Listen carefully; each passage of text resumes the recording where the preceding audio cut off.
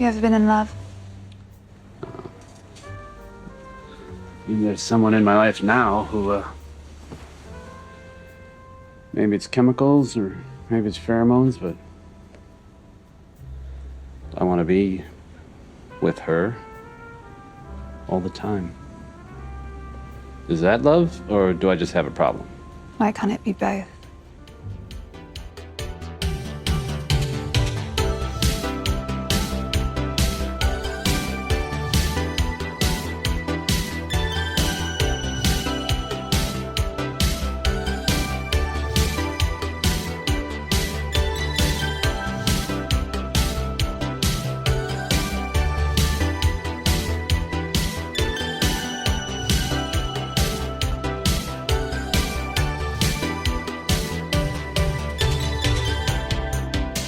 Welcome to Gimmicks, a podcast about the high-concept, experimental, structure-breaking gimmick episodes of TV, from musicals to noirs to a single character's surreal dark night of the soul. I'm Derek B. Gale, and who's with me today? Hi, my name's Kevin Quigley. I am the co-host of the podcast, The 3028, and I also write books and do graphic design and all that stuff. I'm a creative renaissance man. Wonderful. I love it. Now, hey, Kevin, how do you cope knowing the universe is infinite, but your consciousness can end at any second? I pause and then wait for all the drinks to be drunk, and then I just look around. Wait for the time skip, and then we'll just assume you've explained it all. Exactly. During the time skip. Perfect. Yeah, I love that answer. We are talking about the very recent and pretty divisive episode of Ted Lasso, Season 2, Episode 9, entitled Beard After Hours. For those of you who aren't familiar with Ted Lasso, I don't know how you could miss people talking about this show all the time. It is an Apple TV Plus original sports dramedy that premiered in 2020, just recently completed its second season. It's got a third season incoming. It was developed by Jason Sudeikis, Bill Lawrence, Brendan Hunt, and Joe Kelly. It follows an American college football coach who is hired to coach an English soccer team. They call that football over there, by the way, for what are revealed to be very dubious reasons. But it follows the lovable underdog characters of the league through their many uplifting, heartfelt, and cathartic relationships and adventures. It's a very nice, comforting, but still sometimes kind of dark show. It's technically based on a character Sudeikis had created for some NBC sports promos, I think back in like 2013, but it's truly grown to be so much more than that. Apple's biggest hit, I think, unequivocally still right now. It's been nominated for 20 Emmys in its first season alone, which is like the most nominated first-year comedy in Emmy history, which is kind of wild. But before we go in too deep, Kevin, what's your personal history with Ted Lasso? So I love Ted Lasso. So I was told to watch Ted Lasso, and I've always been a fan of Jason Sudeikis because he's super hot and talented. Yep. Loved him on SNL. Love him whenever he pairs with Charlie Day. I called them my couple name for them is Suday Kiss because I wanted them to kiss. So all my friends were telling me to watch Ted Lasso, and I was like, it's about football. And then the pandemic hit, and I was like, okay, well, I have time. So I watched all of season 1 in like 4 days. Yeah. And I went completely nuts. And so when season 2 and I, crying half the time and loving it and falling in love with it. And then season 2 happened, and I had to watch it bit by bit. And the first episode happened, and I was like, I don't know. I don't know if I like this as much because everyone's cheerful and everyone's happy. And I did not know we were being set up in that first episode for a very dark season that just got darker and darker that you didn't understand was going to happen. So I like, in retrospect, I think I like season 2.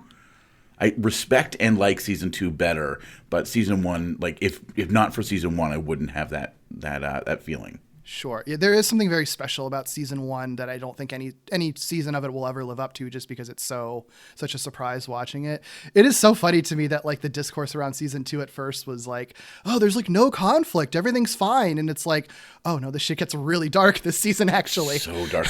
I talked to a friend who had watched the first episode, and he's like, it's just not the same. I can't watch this because there's just no conflict. Mm-hmm. And I was like, you have to watch. Yeah.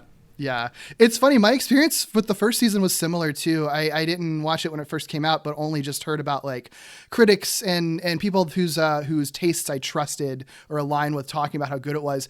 I never even knew what it was about. I was just like, people say it's good. I like Jason Sudeikis, fine, so I'll check it out. Honestly, if I knew that it was like a sports show, I probably wouldn't have even ever bothered to watch it. Like, I think it's like soccer in the UK. Like, I could care about nothing less than that. Yeah. But the show's really, it's really kind of a miracle how well it gets you invested in the league and in the sport, even if you don't actually care about the sport, because you care about the characters and the people that are involved in running the league and everything. My hope was when I got in, it would be like the baseball movies I liked in the 80s. Sure. Because I don't care about sports in any way, but I love sports movies because they follow like an arc.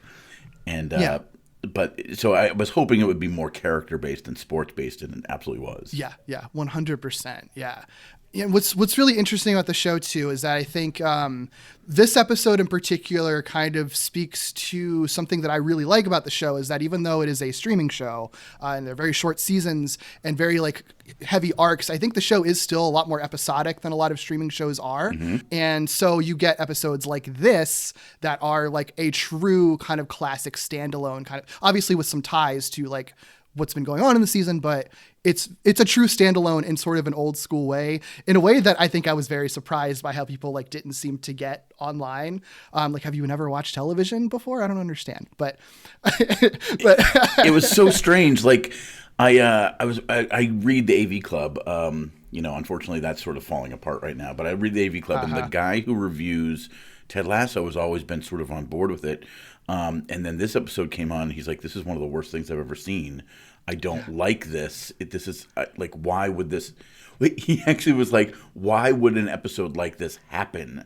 And I was like, it is one of the best things I've ever seen on television. It still stands as my favorite episode of television 2021.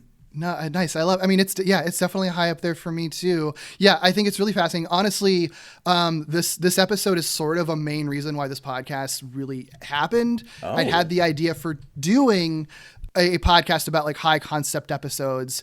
But the reason I decided to commit to it was seeing the response to this episode and people just seeming to like be completely baffled that you can do an episode of television that is sort of purposefully, intentionally out of place from the rest of the show, trying to do something very different and focusing on very different things, just as just a fun experiment, just to hang out with the character in a different way. And it was baffling to me that like people seem to forget that that's happened throughout the entire history of television to varying degrees. And now I explore all of those things every week. Well, I'll tell you, and we'll probably get more into this, but I kept being reminded when I first got into Buffy.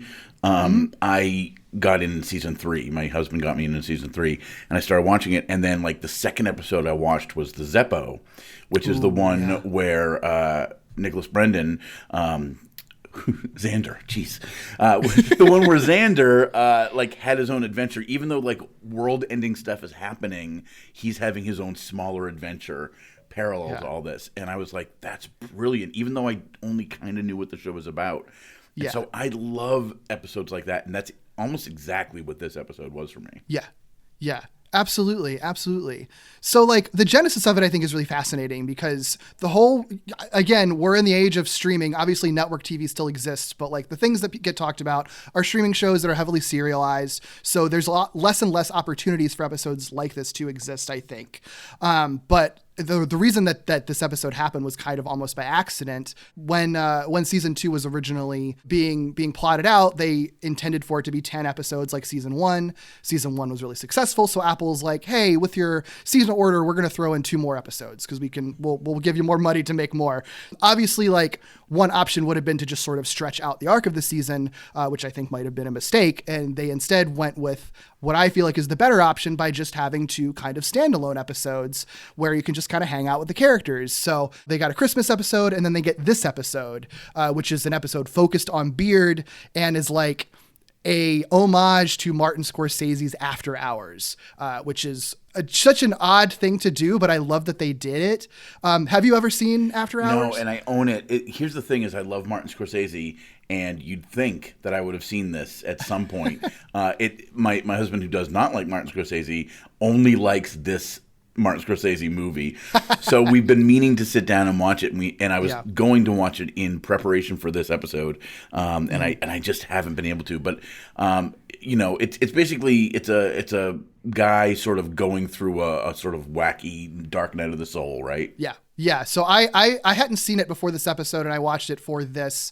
I will say, like, watching the movie doesn't change anything about the episode. Okay. It's like, oh, you get the vibe. Like, the vibe is very similar, and I guess there's a point in this episode where Beard is like interacting with like a strange woman. It is in her apartment, and that happens in After Hours. But like, that's about it. Plot element wise, there's not really any parallels to it. It is very much just the idea of a guy who's out in New York and struggling to get home. And there's a lot of funny, really weird, surreal things that happen. I really enjoyed it, and it does not feel like a Martin Scorsese movie to me at all. So you may or may not like it. I don't know, but it is a fascinating movie, and it's a fascinating thing to like have an homage to, I think. But it ends up fitting the character of Beard, who's like a very enigmatic, and I think seems like a character that would have these surreal adventures. His name is Coach Beard, and it's sort of because he has a beard. And I think one of the things that people were aiming for this episode was like, we were going to find out so much more we're going to find out his real name, and we were going to like find out like why he does things. But we get his hints, and we get side quests, and we get riddles. And that fits Beard way more than like revealing more. It does. There's a quote from Brendan Hunt, Emmy-nominated Brendan Hunt, who is one of the show's co-creators, and I think he's written some episodes as well. So he's a very important creative figure on the show, as well as playing this very good character that we all love.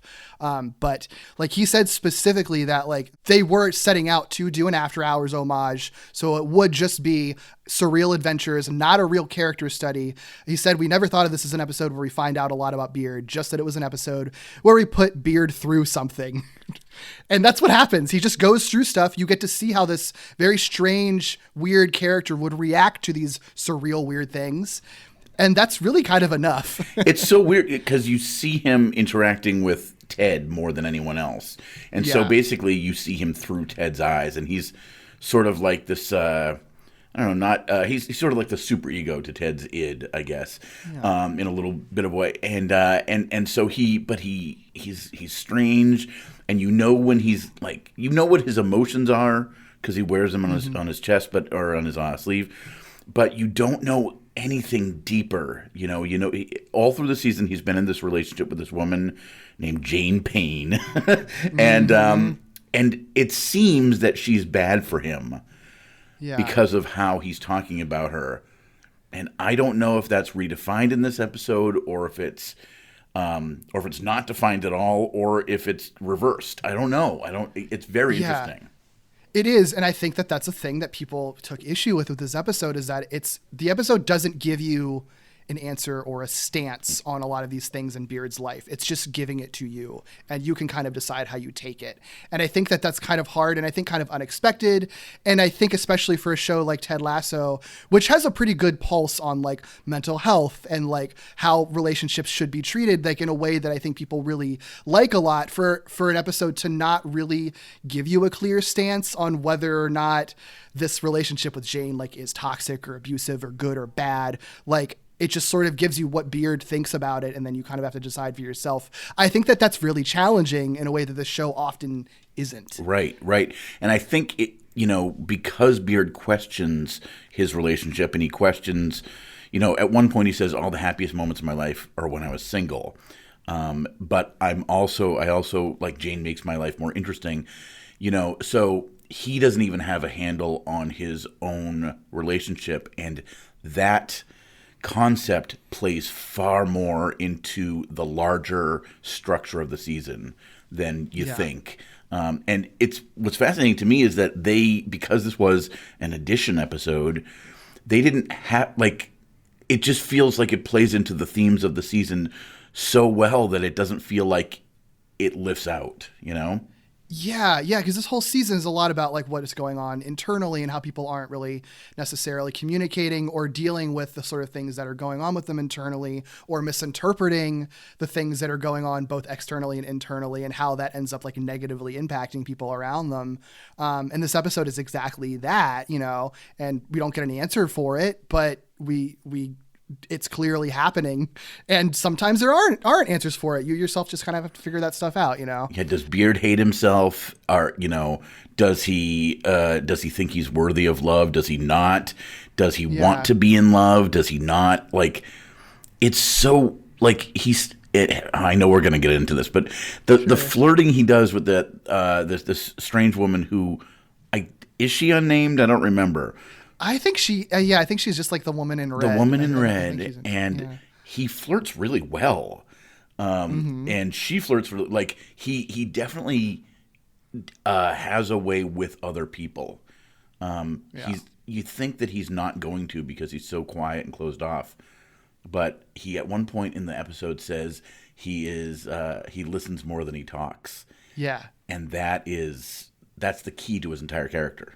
Yeah. I mean, I think like as much as you want to say that you don't learn a lot about Beard in this episode, I think really hearing that it speaks volumes, ironically, because it's about him not talking.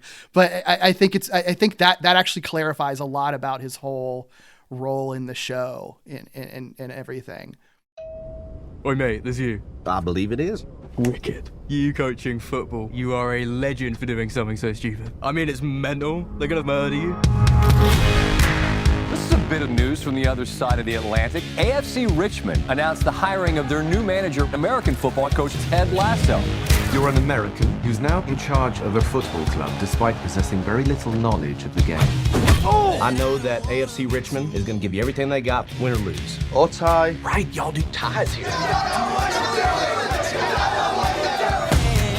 you see that? He must be from England, yeah? Wales. Is that another country? Yes and no. How many countries are in this country?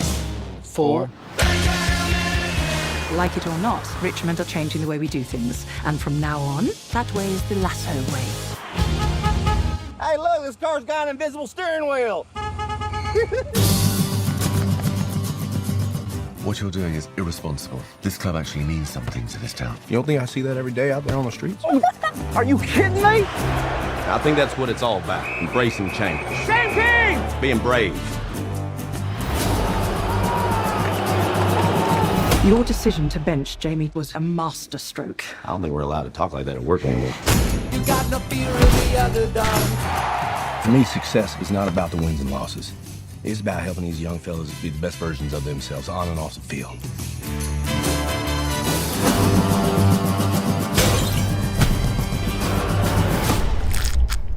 I always figured that tea was just going to taste like hot brown water. And you know what? I was right. Yeah, it's horrible. No, thank you. Welcome to England.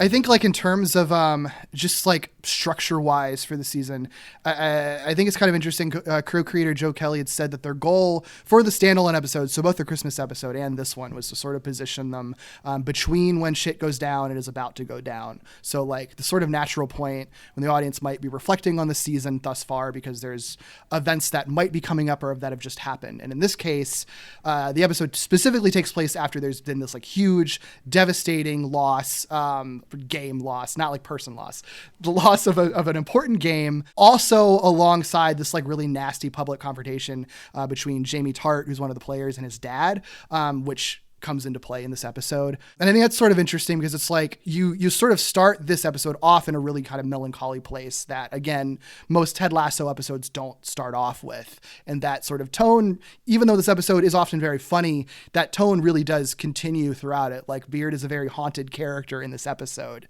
and it's because it's picking up from the threads that the season has been setting up right before it. And you know, there's a lot of stuff about, you know, not connecting. I think in the episode right before, am I right in remembering that this is when Ted talked to the therapist and told her about his father?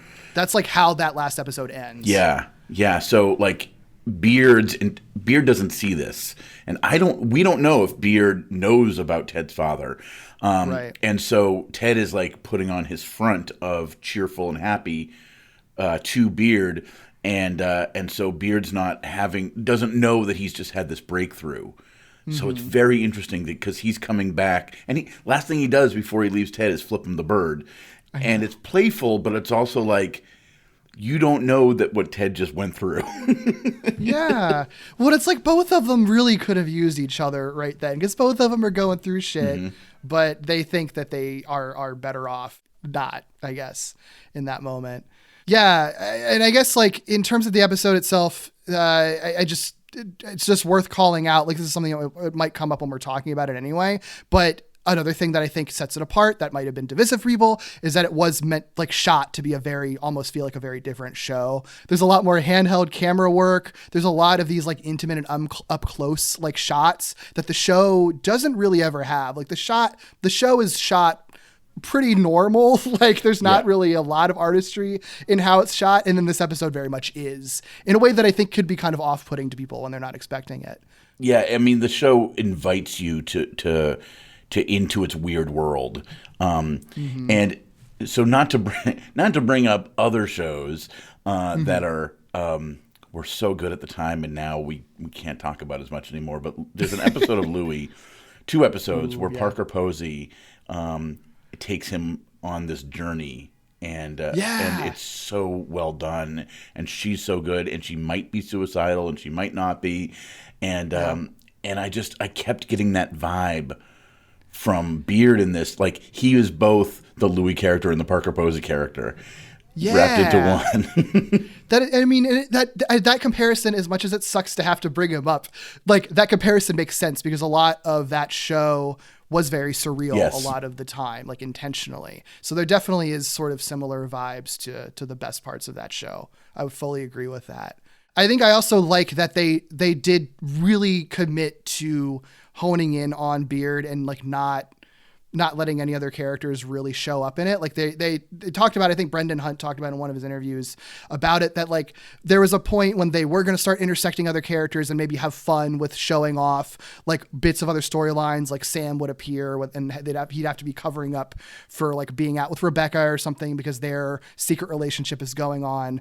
But like, I think that they made the better choice here because it lets the episode stand so much apart and such a different piece of the show by leaving all that stuff out. And then you have like, you bring in the pub guys, the fans, and it's so funny because the bartender, she's like screaming at him, and so when the pub guys showed up, I thought that they were going to do the same thing. Every time I was prepared for something, like the episode subverted it, and they just like hung out. And so when he's like, we can talk about anything but the game, and then they ask like bizarre questions. We can talk and drink as long as we talk about anything but the game and drink. Have you ever been to Vegas? What's Ted like behind closed doors? How do you cope knowing the universe is infinite, but your consciousness can end in a second? And I just so good. It's so good. Like and we have no real backstory of these guys. We just know that they love soccer and they love Richmond, and they had issues with Ted Lasso and are kind of on his side now. But I just love the questions that, like, have you ever been to Vegas?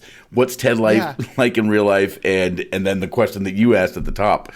Yeah. And I honestly, like, when they asked that, I was like, okay, this is going to be what happens. And he's going to talk about Ted, and he's going to be like Ted and like how he really feels about Ted.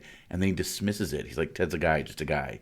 And I'm like, he's mad at Ted right now. He could have like unloaded, and he didn't. And that shows something too. Yeah, he's still a good friend even when he's mad. Yeah. Like he's not going to sell out his friend. Yeah, I like that element of the episode a lot too. Like, because gimmick wise, because that's what this podcast looks at. After Hours homage, it's sort of like your day in the limelight for one main character, because this is Beard's episode, but it also is kind of like this like Lower Decks episode. Yes. Like that's the name named after a Star Trek episode that focuses on like minor characters in Star Trek, right? And so you get a little bit of that, not a ton, but you get a little bit of that because you have these 3 pub guys, as well as May, the bartender, who gets a little more screen time in this one too, who are always like kind of on the sidelines, comic relief, played for just like funny jokes here and there, but have never been fleshed out characters. And they they don't get a lot of fleshing out in this episode, but they do get a lot of fun stuff to do. And like they are the supporting element to Beard throughout a big chunk of the episode in a way that they never have been before, which is really fun. There's a danger sometimes in taking these tertiary characters and bringing them in, because look at what happened with the Lone Gunman. You got to know them too much, and it kind of spoiled who they were. But with these guys, like you said, they got a lot more screen time. We don't know anything new about them. They didn't really change their characters at all. They didn't have they didn't have Dark Nights of the Soul. They just had they had comic relief, and then and they got to be Deus Ex Machina, and then they got to have fun. Yeah, that's cool. It's fun. I love it. And there's like some funny quotes that Hunt had in that interview that I'm pulling from. It's a TV Line interview that I'll link to. But he said like that was an intentional thing too. Like if they're going to do these standalone episodes that aren't necessarily playing into the main plot, then why not use that as an opportunity to give some stuff to these other actors that haven't had a ton to do. And he said like they're incredible. They love working together and hanging out with each other. I don't think that they had any indication that this was going to happen. So like once I knew that the scripts for this episode came out, I remember seeing them on set and they were playing it very cool and very close to the vests. And he said, I'm like, hey guys, good to see you again. I don't know if you saw the script for episode 9, and all three of them were like, yeah, and had been holding it in, and they exploded once they were given the go ahead to discuss it. So one of the reasons I love episodes like this is that it also just gives opportunity to cast members to have more fun and more to do when they probably wouldn't if we were sticking to the main plot of the season. Yeah, I mean, because the main plot of the season, it's very naughty, KNOTTY. Ted's going through a whole thing. Nate's going through a whole thing. Oh boy! And then there's Sam and Rebecca, who are having a very light rom-com-y plot, which I don't know if fits necessarily the tone of the show, but was still fun to watch. Sure. So and then Roy and Keeley are having their own thing, and it's such a good season. Yeah. But yeah, so how do we want to do the plot summary now? Yeah, let's do it. Let's start talking about the episodes. Yeah, it might be all that you get. Yeah, I guess this might well be it. Well, heaven knows I've tried. If you want to watch this series along with us, it is streaming on Apple TV+. The synopsis per IMDb is, after the semifinal defeat, Beard sets out on an all-night odyssey through London in order to collect his thoughts, which is actually pretty succinct considering how surreal this episode is. Original air date was September 17th, 2021. It was written by Brett Goldstein and Joe Kelly. Goldstein, also known for playing the gruff, hairy, and very sexy Roy Kent on this show. He's done quite a bit of writing and acting in the British comedy scene. This is definitely his biggest breakout internationally. And Joe Kelly is one of the show's co-creators. He's written in American comedies like How I Met Your Mother, Detroiters, and SNL. Interestingly, it was directed by Sam Jones, who only directed this one episode of Ted Lasso. I don't know how that came to be, but otherwise, like, his main directing credits are just on Cougar Town, a couple of documentaries, but most notably this long-running interview series called Off Camera with Sam Jones, where he sits down with a bunch of major Hollywood industry professionals. He talks about their lives and careers and art, and it's all filmed in black and white for some reason. I don't know. Seems like it's an artsy guy, I guess. Maybe that's why they got him. They're like, okay, this needs to be artsy. And you also did Cougar Town, so right. Cougar Town, weirdly enough, has some of the same vibes as Ted Lasso. I can see that. Kind of hanging out, but not as dark. Yeah. So this episode, it opens with the last scene of the previous episode. I don't want to ride back with you guys. I'd rather go shake this off. Yeah, sure, no, of course. Hey. Just be careful out there, all right? Yeah. Okay. And don't forget, tomorrow, it's your turn for coffee at Game Film, all right? Yeah. Bright and early.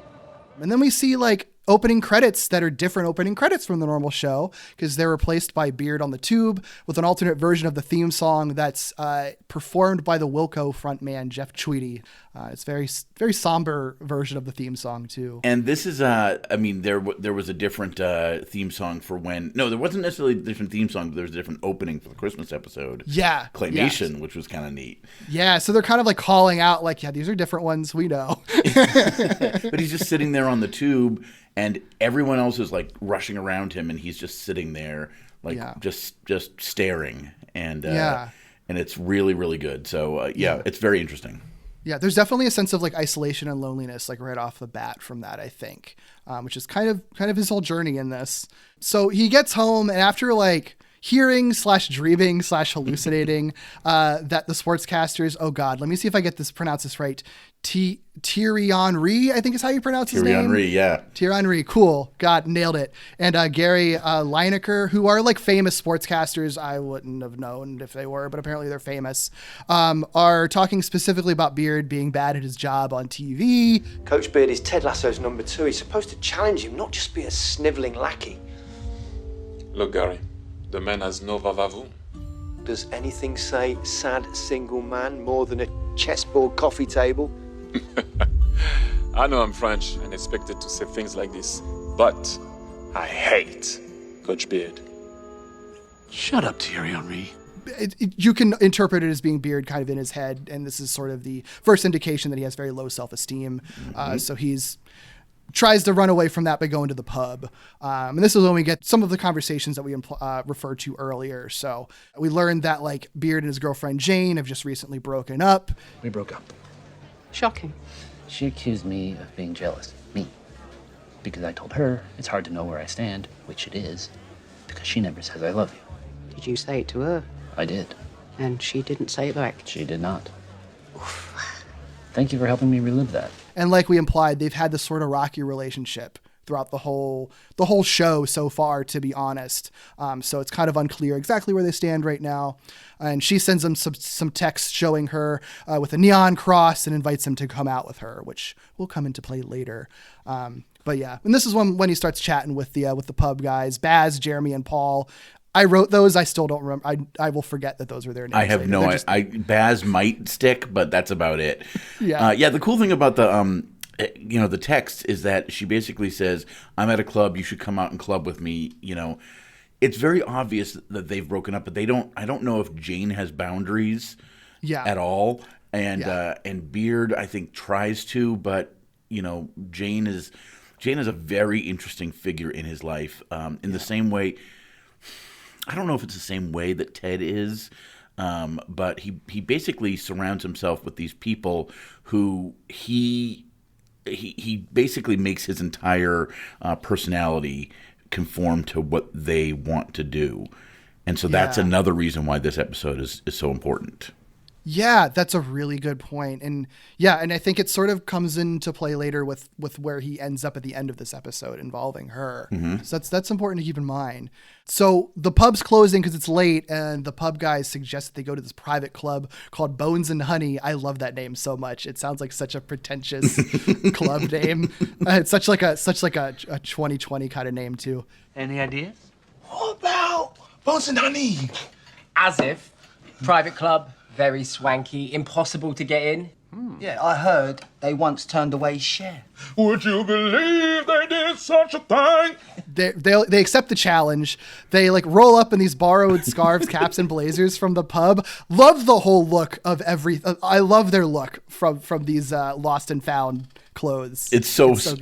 They do that slow walk where everybody's more important because they're slow walking towards the camera together. It's so great. It's fantastic. It's so good. It's so good. And I mean, they own it too. Cause I almost forget sometimes that it's Beard's supposed to look ridiculous. Cause I'm he looks good. Yeah. I don't know. I'd wear that outfit. But yeah, he rolls up. They have this whole hilarious plan to distract the front desk person to get in. Do we know each other? I don't think we do, sir. May I see your membership card? University of Barcelona class of 2004? I went to Warwick, 2007. Oh, sorry. You looked older. Are you a member here? Here? No. God, no. Never. Well, if you're not a member, I'm afraid you can't come in. This is Bones and Honey. You are very rude. What is your name? My name is Sarah Coombs. What is your name? None of my business. It's the whole exchange is so funny. Well, and you get sort of a sense like he sort of flirts with her even though she's rude to him, and you get a sense that she kind of wants to flirt back even though she finds him repulsive. So that's kind of interesting. So he gets her name and then goes to tell the guys what her name is, and they basically call the club and say her house is on fire. And then when she runs out, one of my favorite parts of the show, which is so small, when she's about to run out and he says, "Oh, act naturally," and everyone acts the most unnaturally. Like Beard throws himself up against the wall, and it's so ridiculous. And then so she's distracted, and they go in. This is so great. And Baz at one point says, "How'd she feel bad for Sarah Coombs?" Nah. Think how excited she'll be when she realises that the place didn't actually burn down. Tomorrow will be the most beautiful day of Sarah Coombs' life. Her apartment will look more amazing to her than any place any of us have ever lived. It's so good. And it's just like, yeah, like, because I felt bad at first. And it's like, no, actually, yeah, I guess you're giving her a gift. She's going to just appreciate where she is more than ever. Mm-hmm. It's a really fun way to look at it. So when they're in the club, I love all this too, because this is another thing where it's sort of like you're kind of learning about Beard, but also not at all at the same time. Because in order to sort of like impress the sort of very suspicious, like hoity-toity snobs that are there, basically Beard pretends to be this Irish professor from Oxford named Declan Patrick Aloysius McManus, which apparently is the real name of Elvis Costello. I did not know that. It's pretty amazing. It's really amazing. Evening, gents. I see you've met my proteges. I'm Professor Declan Patrick Aloysius McManus, at your service. I assure you the pleasure is mine. But I must tell you, these lads here were the best of the best at Oxford itself. And now we're just having a wee liquid reunion, aren't we? Yeah. Oxford. Yeah, what were you professor of? Economics and management, till I retired. At Oxford. That is correct. But what's like really great about it is, for one, I love his Irish accent, but also like the snobs there like grill him on Oxford, because I think all of them say all of them went to Oxford, and he like nails it and he knows everything about Oxford, and the only explanation he gives for it is that he dated a professor at Oxford, and I listen more than I talk. It's so, and it like everything is so understated.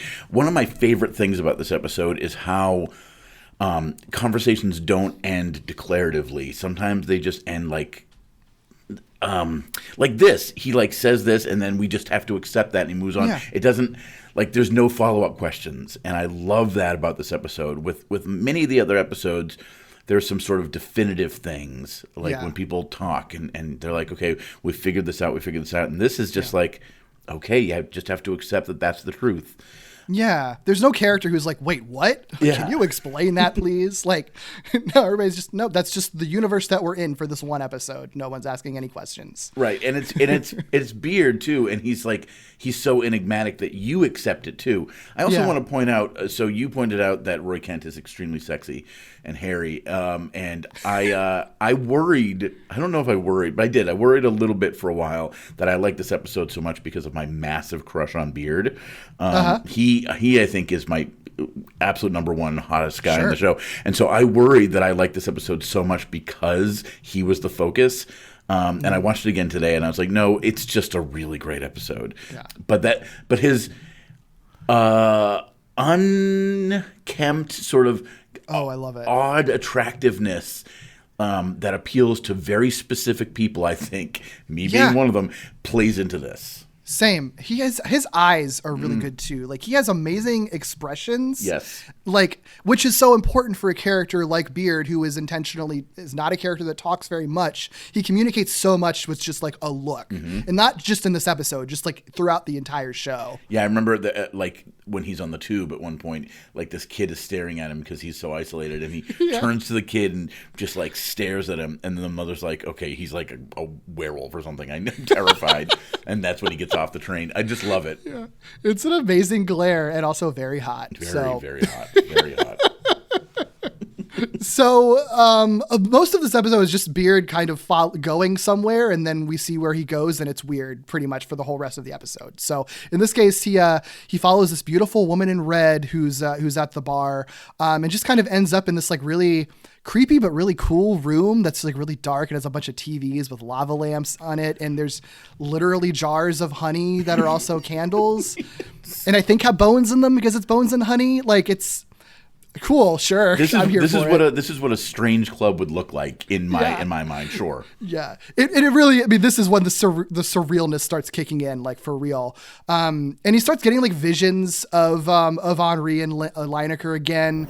Hard to forget a game like that. You know what will help? Going to see the woman you love. Exactly. But it's clear to me that Coach Beard doesn't think he's worthy of Jane. Oh, I know. Bill's self-esteem is so low, he will need a pep talk to kill himself. And I would like to give that pep talk.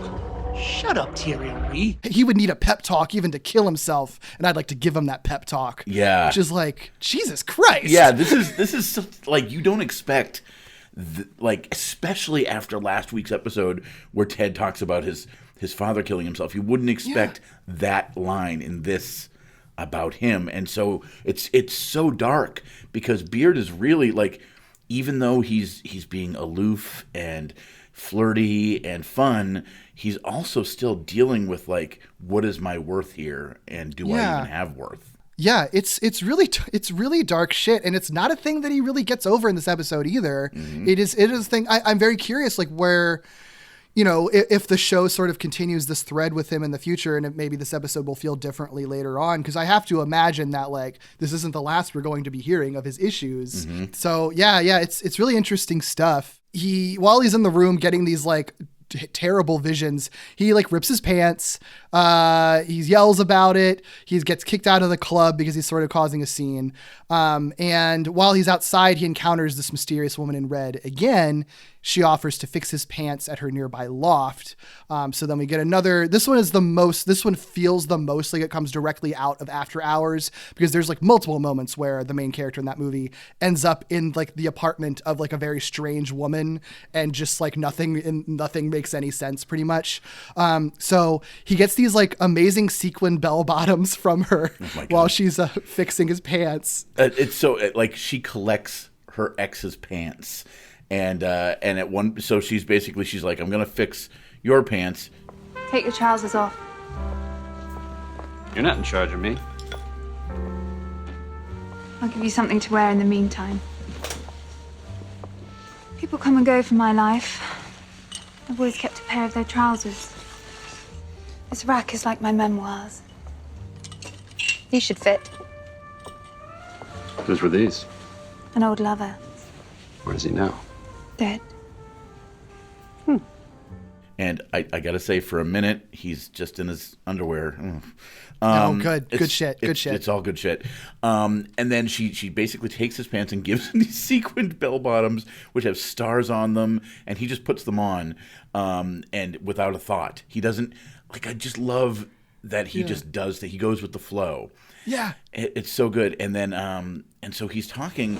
I've loved every man in my life, but I don't think I regret a single one of those relationships ending.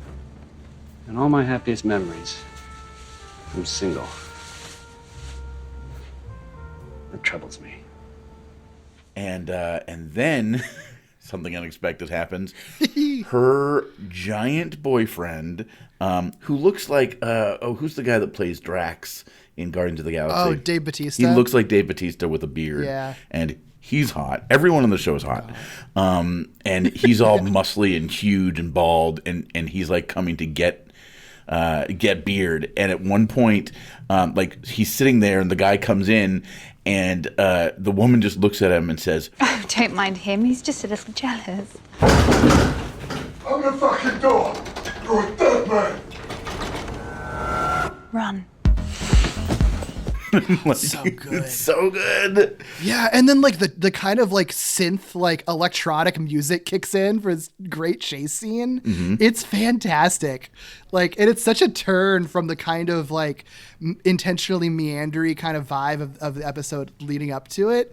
And the chase scene goes on for a while. It's pretty good too. It's great. He jumps off a building.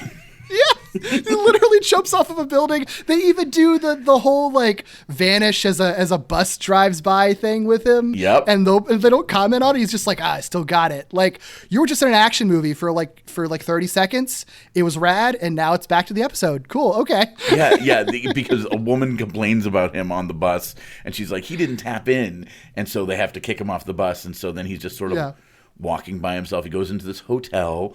And talks to the hotel clerk and tries to get the hotel clerk to let him use the phone so we can call a cab.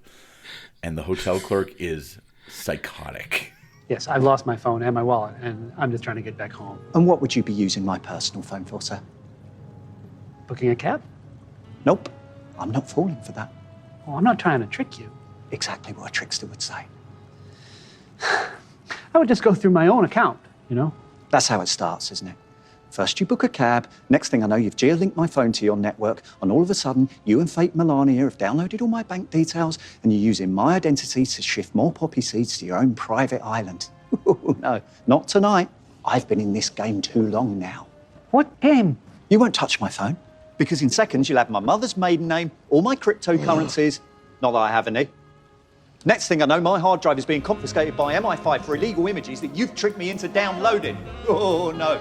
It's awful. He's like, no, you're going to use my phone. You're going to get my mother's maiden name, and then you're going to have access to all my cryptocurrencies. And it's like, well, maybe you shouldn't be into crypto right now, dude, if you're worried about that. Yeah. It's a whole thing. Like, he's so mean and he's so paranoid. So Beard just like, you see the resigned like look on his face. And basically he's got no way to get home. None of this. So he's walking by himself. He goes into this tunnel and he sees 3 silhouettes coming towards him, and I think he thinks it's his friends. Yeah. And he's like, oh, thank God you guys are going to save my life. And that's when you see it's Jamie Tartt's dad and his friends. Yeah, that is something that I didn't expect this episode to really utilize anything that had happened already in it. Like, when I was watching it the first time, I was sort of like, oh, okay, I get it. This is going to be a cool standalone one. So it was a legit shock that it's sort of like, oh, you're bringing back this dude that we just had a whole episode exposing as a horrible, abusive piece of shit who now would have a vendetta against Beard because Beard kicked him out of the locker room in the previous episode. And hit his head on like the door when he kicked him out. Yeah.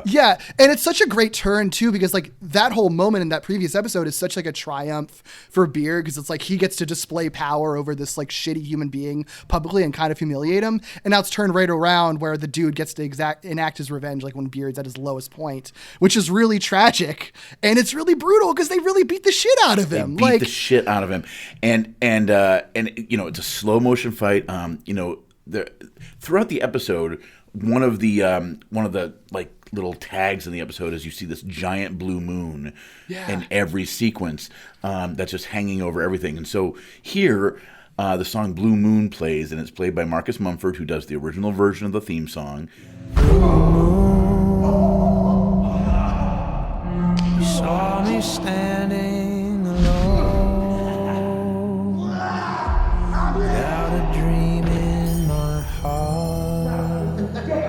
And so they start beating him up, and then they try to basically leave him. They're like, oh, we did it. And he starts fighting back. Even though there's no way he's ever going to win, he's just like, I need to have a win here, or at least try to. I can't roll over for this. So, yeah. It feels like it's a really important moment, like, because we've been hearing about him dealing with his self-worth and the sort of low point that he's been at with that. And so it's sort of like, oh, no, you do have enough. Like, you do feel enough self-worth and have enough self-esteem to recognize that you should fight for yourself in this moment. And it's very understated. Even though he's having visions of the sportscasters literally telling him he hates himself, it still ends up being kind of understated that he like picks himself back up and tries to fight back, even knowing that he won't be able to win. I think it's really powerful, actually. Yeah, Thierry Henry and Gary Lineker are like, well, it looks like Beard's done for, doesn't it? Gary, part of me thinks Beard really wanted to get beat up tonight. Absolutely, Thierry. Clearly, he'd rather punish himself than accept the love and support of the people around him. I'm beginning to think Coach Beard hates himself. Shut up, Thierry Henry! There in the alley when he's getting beaten up, and they say something really. They're like, he started off this night wanting to get beat up, and I was like, oh, that's tragic. But then he screams and fights back, and I just love it when he like pulls that from himself, and he starts fighting back, and then at this point everyone's using their fists, everyone's like beating everyone up, and but then the two friends hold him, and Jamie Tartt's father picks up a lead pipe. And he's about to he might actually try to kill him. Yeah. And that's when Deus Ex Bautista shows up, and and he comes to the rescue. Who knew? Dude, I love it. It's so good. I was so happy when I saw that happen because I was like, oh, I'm in love with this guy, but it's sad that like he's just a stereotype of like angry, jealous boyfriend. And then he gets to have his hero moment. It's so good. It's so good. The woman in red's hot boyfriend. He shows up and like beats these other guys up, and he is jacked. Like he's hugely muscular, gigantic man. He's very, very hot, and I was really hoping there'd be a makeout scene between him and Beard. It did not happen. No, but sadly, I know, right? But what ends up happening is, the three guys get taken away, or they get like scared away or beaten down, and then the guy says, "No, I'm sorry, I lost my temper." Mary explained what happened. The truth is, we're having a baby, and it's made me realise how precious she is to me. And the thought that she was cheating on me, it's just too much. But I also realised that maybe I'm more paranoid than most when it comes to that, because I used to cheat in the past. But I've really worked on it. I'm in a really good place now. Yeah, cheers. Anyway, I just wanted to give you your stuff back. Mary said she's keeping your trousers, though. It's kind of her thing. "Here's your phone and wallet. She's gonna keep your pants," because that's what she does. I love it. I love it. Which implies, like they said earlier, that it's like she keeps the pants of her exes, but like that, I think she just has a pants keeping fetish just in general. Yeah. Anytime she gets her hands on pants, she's like, more for my collection. I think that when she saw that he had torn his pants, she knew she had plotted out her entire night. Yeah. Yes. I love it.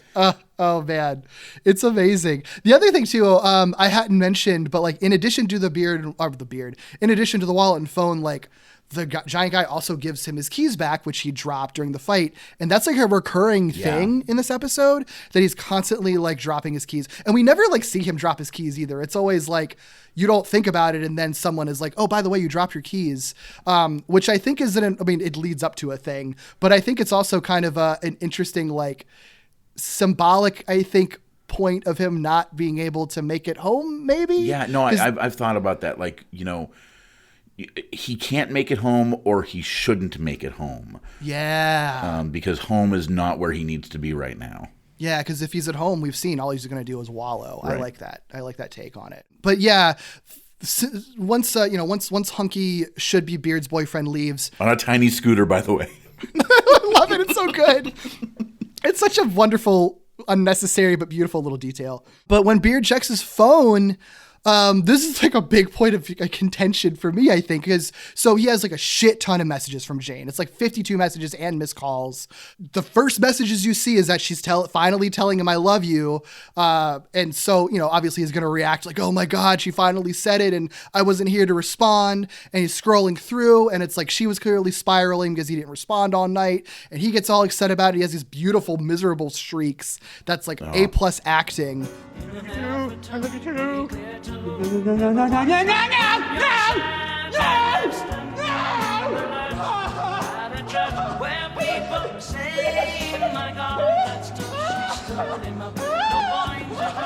And like we don't see many of the text because he's scrolling through really quickly, but there is like somebody on Tumblr had like did a transcription of the texts, and like it feels very intentionally written for Jane to be like it's written like she is a manipulative abuser in those texts, because it's all like, fuck you, like all these other men are after me, like you don't deserve me kind of stuff. And it's like, that's like it feels very intentional, which is so at odds with like the very kind of what feels like a very almost happy kind of cathartic ending for them this episode, which is why I'm sort of like, obviously they're not taking like a clear stance on it. I think it's meant to just be sort of they have a very complex relationship, and we're just strictly seeing what Beard is seeing in this relationship in this episode. Right. Yeah. We're getting his, take on it. We're not getting the objective take on it. Right. So it's very, so this is happening and he is devastated. He's like, she said, I love you. And that's all he's holding on to. And sometimes his shrieks seem happy, and sometimes they seem like tragic. And this is interesting for a show that's promoted by Apple TV. His phone dies. Yeah. I didn't. Yeah. It's kind of weird that you that would happen. But he just hasn't charged it all night. So yeah, he's walking home. He's half devastated and half elated. I think more devastated than anything.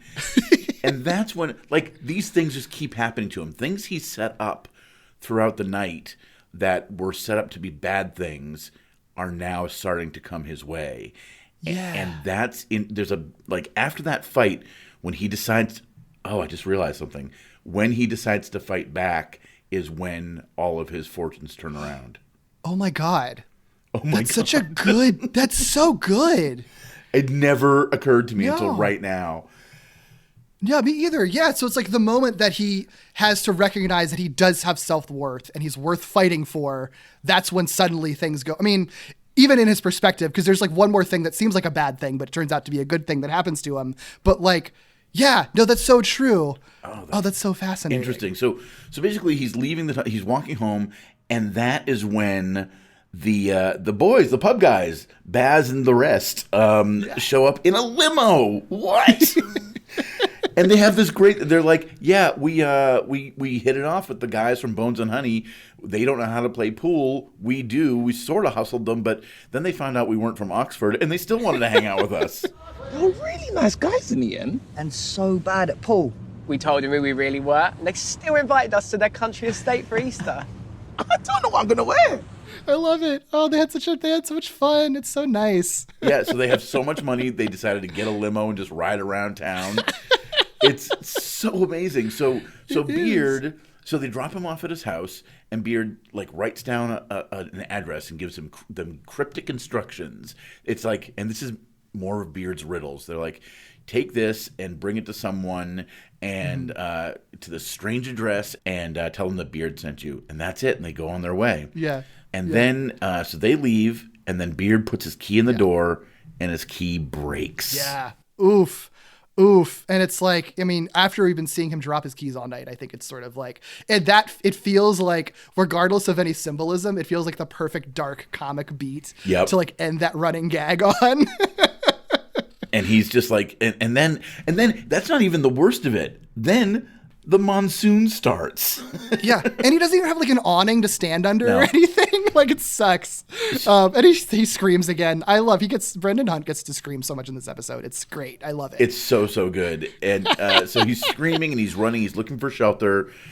And this is awesome. He runs past a glowing blue cross, which, we saw the blue moon all night. Now we have this blue cross. And it's glowing. And I kept thinking he was going to just run past it, because you see him run past it. Yeah. And then he comes back and he's like, oh, wait, this is the cross that Jane texted to me. Yeah. So he goes inside, and it's a church. It's a regular old British church. And it's, empty. And you see the saints on the walls in stained glass, and it looks like they're crying. Oh my God, it does. I didn't think about that. And he basically starts talking to God, even though he doesn't really believe in God. Hi there, God. It's me, Margaret's little boy.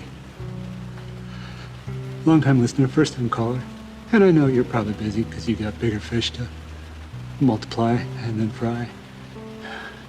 As you do. But there's this girl. There's this woman. Jane. Last name Payne. P-A-Y-N-E. You probably know that, but if you wanted to look her up. Then I care for her. Deeply. It could have been her tonight, but I ended up with you. And I am under no illusions that she could solve what ails me. When I'm with her, the world just feels more interesting. He says this thing, and I think he had said it at one other point in the show, that when he's with Jane, life is more interesting. Yeah. And it's such a fascinating line. Yeah. It's such a fascinating thing to think about too. Again, given that like a lot of the context preceding this episode is that he and Jane are kind of seem to be bad for each other, but also we're only ever kind of hearing people talk about it rather than actually really seeing their relationship. And like that one line kind of explains why he would be attracted to her, like why any of this is a thing, you know, like it's just the idea that he is someone clearly that the fact that he is a character that can have these surreal experiences and stuff, I think implies that he is the kind of character that is kind of looking for the sort of oddities in life and like the weird pieces of life. And so to have someone that sort of exposes that to him, it's like that's going to be more attractive than like the relationship being stable, you know, like that seems like that's going to be more appealing to him. And you know, the whole show is about mental health. And you know, I think that this is sort of a different take on it. Like if something that might be toxic to what some people would be, might not be toxic to these people. And I don't know if that's what they're going for, but Beard obviously needs something a little bit nuts in his life. Yeah, because he seems really stable in most ways, even though he's got low self-esteem and might hate himself. But maybe, I mean, you know, he even says, he's like, I don't think Jane's the answer to all my problems, but I like having her in my life because it makes it more interesting. Yeah, and when that happens, the rain stops. Which is so good. It's so good. And then he starts hearing this thumping bass from somewhere, and he's like, "Wait a minute, what's happening?" Yeah. So before we reveal what that was, then we cut back to the boys. Oh boys. Yeah, and so they set up to be kind of creepy and weird, and it's like, where are they? Like they're in this sort of what seems like a dilapidated building or something. It turns out that Beard basically gave them like the backdoor entrance into the stadium for the Richmond team, which is their home team, and they just get to have a fun little private party on the field of the team that they love.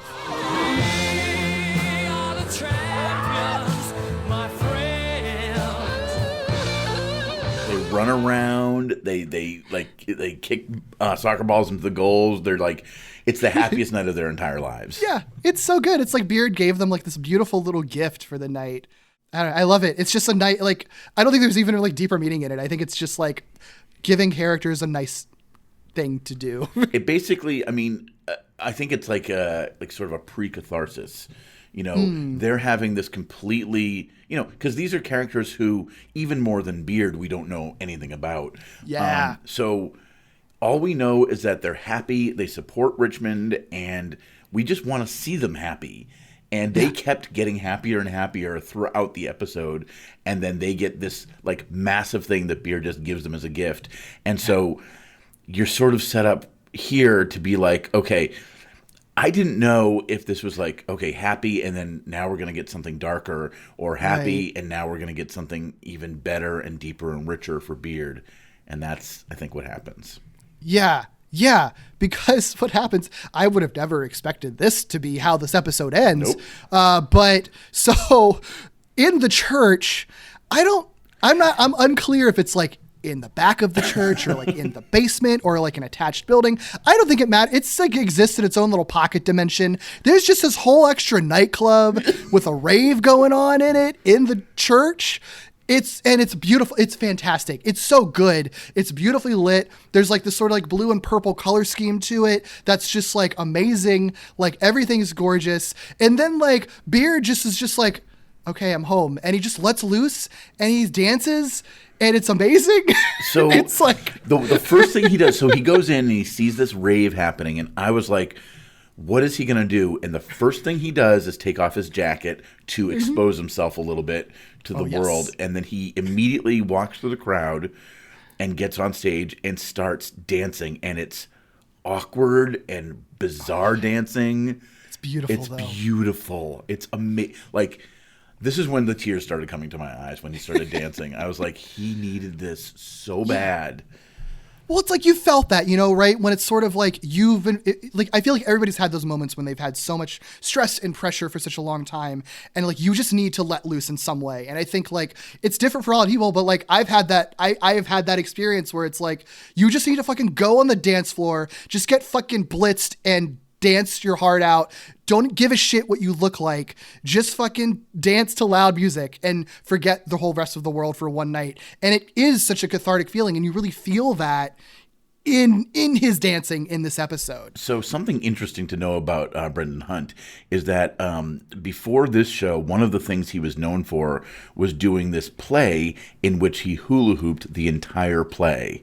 No way. Yeah. Oh yeah. He like hula hooping is his thing. And so they wrote it into the script. Wow. So at one point, so he's dancing and doing all this stuff. The crowd parts, and you see Jane in the crowd, and she just smiles at him, and she has a hula hoop in her hand, and she says to Beard, "Here, put this on." And he just starts hula hooping, and he's so good at it. And he's doing it, and then he's walking up the stairs, and then he's doing it with his hips and his body, and then I think the big moment comes when he does it with his hand, and he raises his hand up, and he's hula hooping with just his hand, and that's his moment of triumph, because he is at the highest point in the club, and he's raising his hand up, and he's got the hula hoop, and he's like, "This is my victory right now." Oh, I love it. It's so good. And you feel it. It's like, oh, buddy, you needed this so badly. I'm so happy for you. What I think is fascinating, what I think is really funny, like Hunt said in an interview that like, I mean, he loved it, loves the dancing, everything was great, but he said like it was difficult because we shot all the running scenes and all the fighting scenes before the club sequence. So by the time we got to the dancing, he said, I was old and broken. I look at the scene with a bit of regret because I'm not actually doing my best dancing there, which blows my mind because it's like, if that wasn't your best dancing, then like, what is your best dancing? Because the dancing you do in the episode is like, has a lot of energy to it, and is really good. So so there is a song that's playing, and I want to try to get some of the lyrics here because the song undercuts what's going on.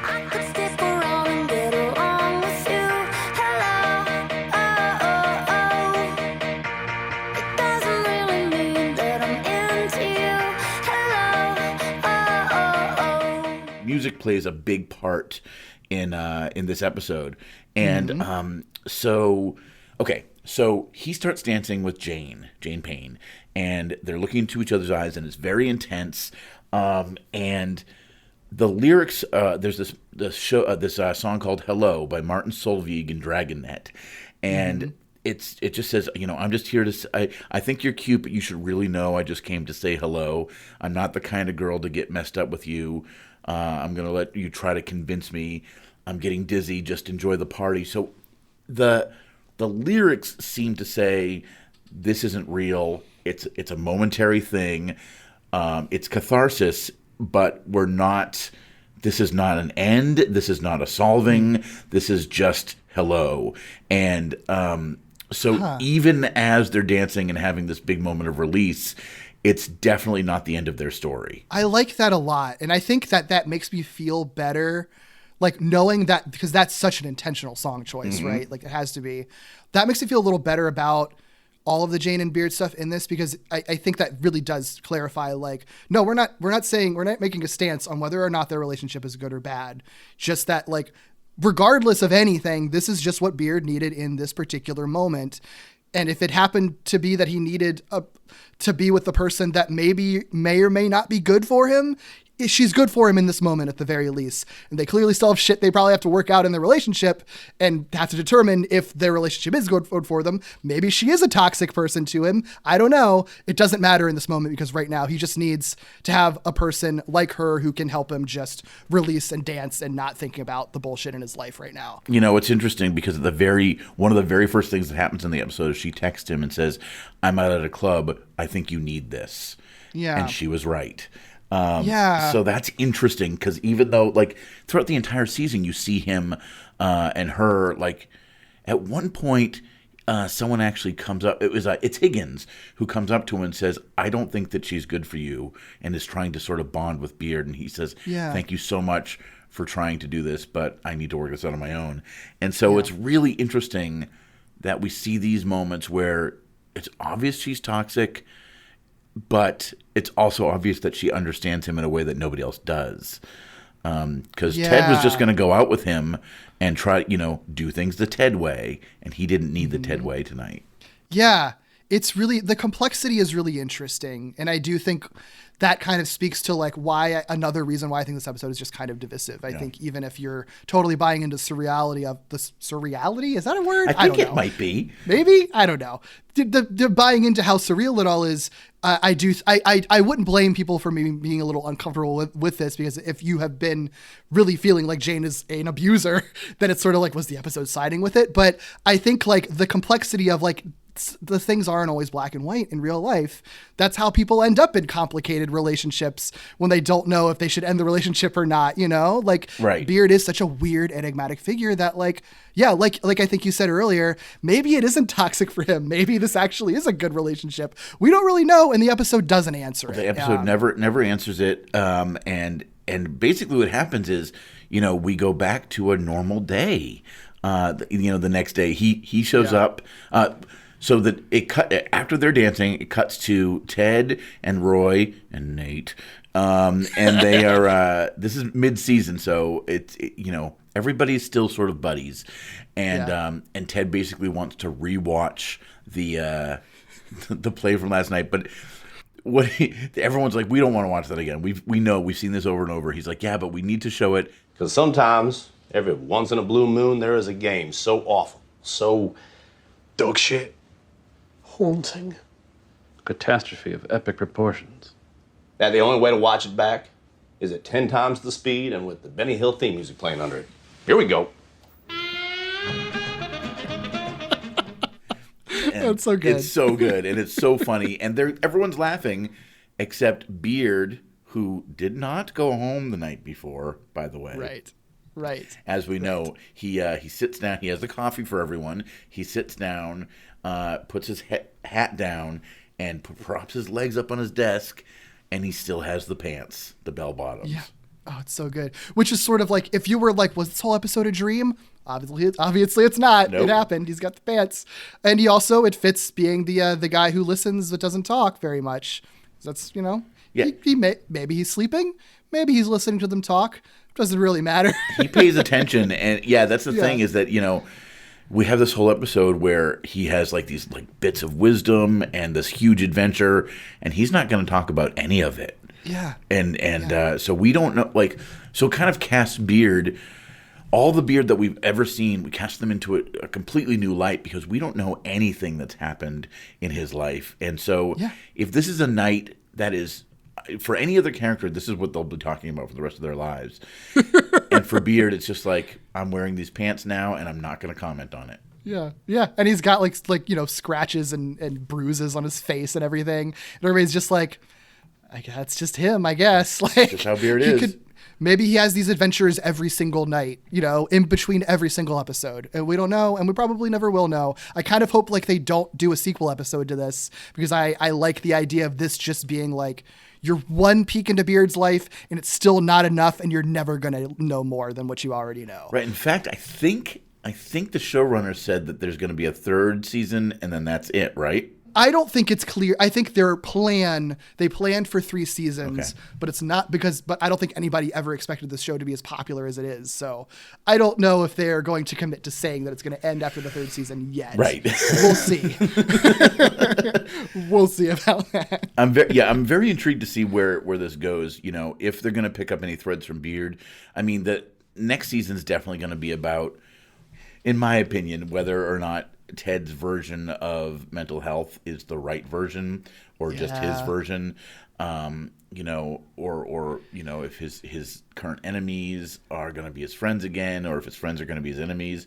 Because you look at Ted, and I don't want to get too much into the whole Ted thing, but you look at Ted and he all he wants is for everybody to be happy and to fix things. And I don't think he has as much follow through as he thinks he does.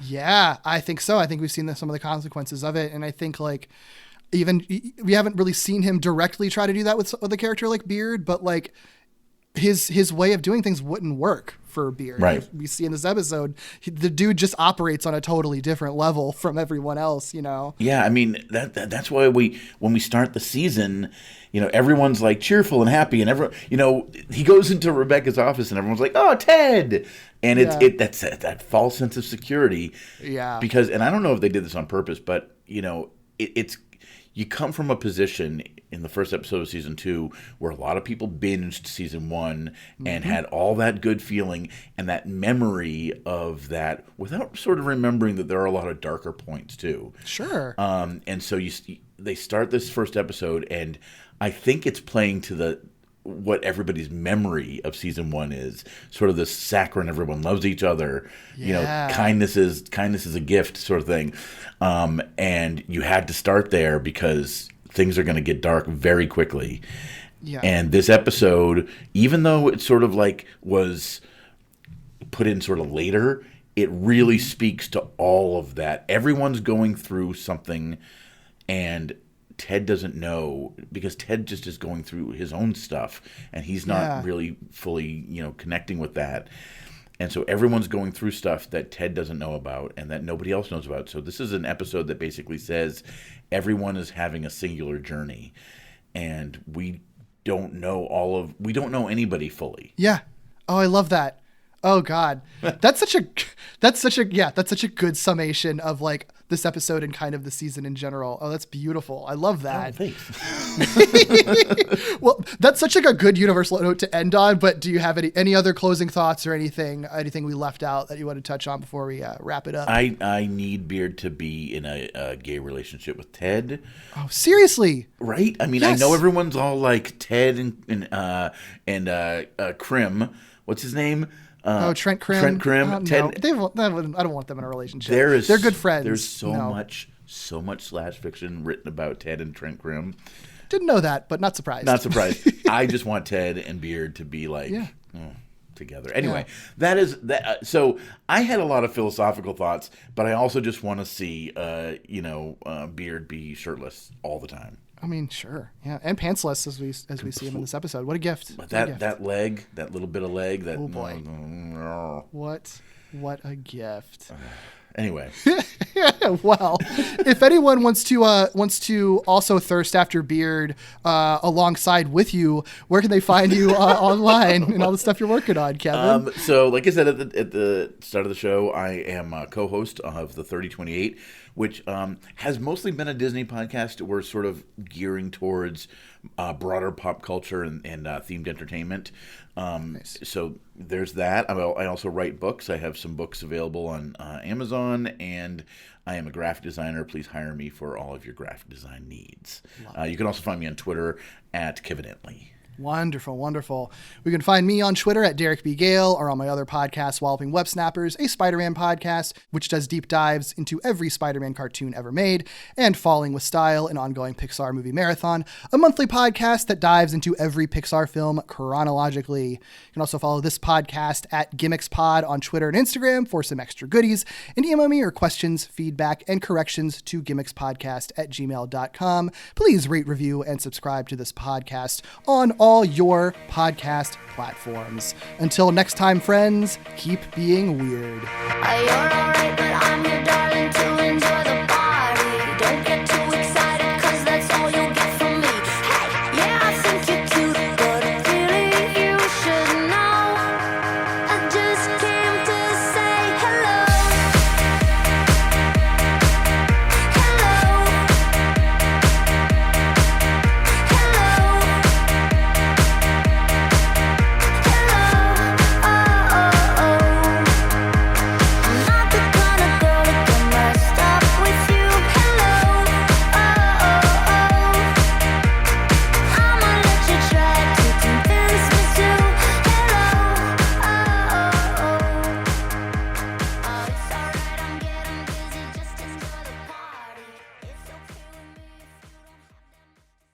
Thank you for helping me relive that.